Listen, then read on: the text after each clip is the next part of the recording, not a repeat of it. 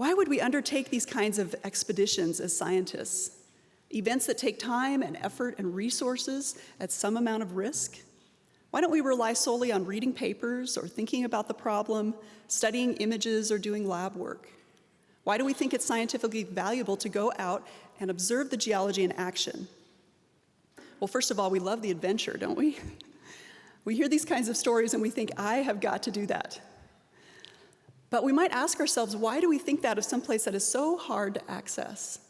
What is it about the human spirit that makes us willing to sleep on rocky ground, to bear the heat and the cold and the hunger, and actually relish that experience because we know we're seeing this amazing thing?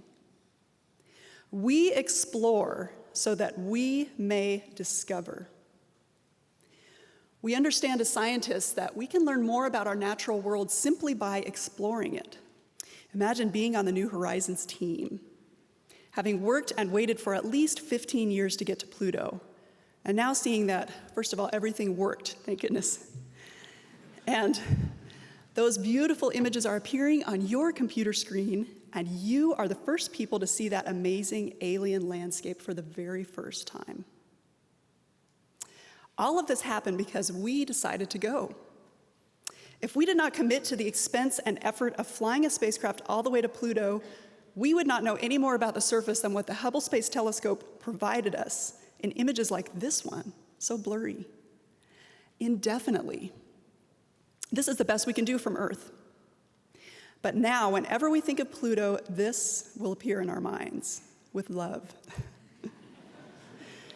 A body rich with interesting geology, with chasms and mountains and an atmosphere and a heart-shaped ice cap. Just seeing or visiting a place for the first time can completely change how we think about it. The arrival of New Horizons at Pluto marked the 50-year anniversary of the Mariner 4 spacecraft's arrival at the planet Mars.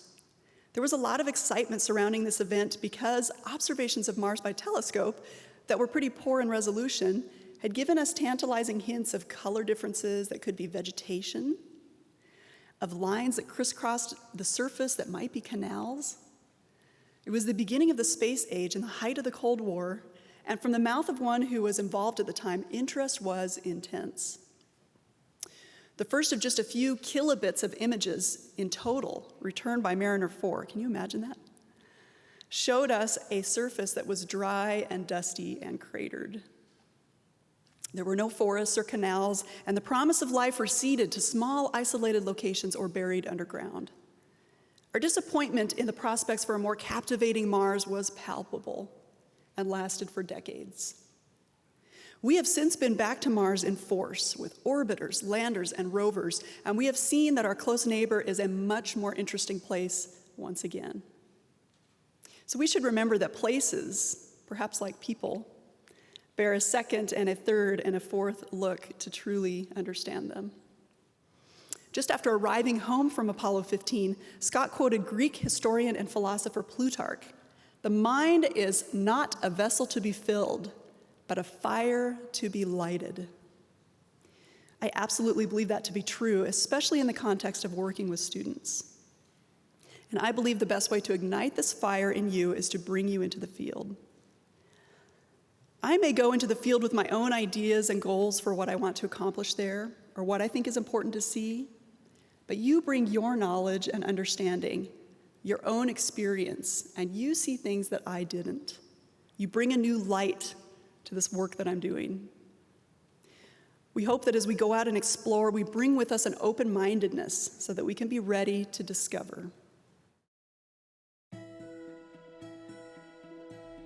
This forum address with Jani Radebaugh was given on July 28, 2015.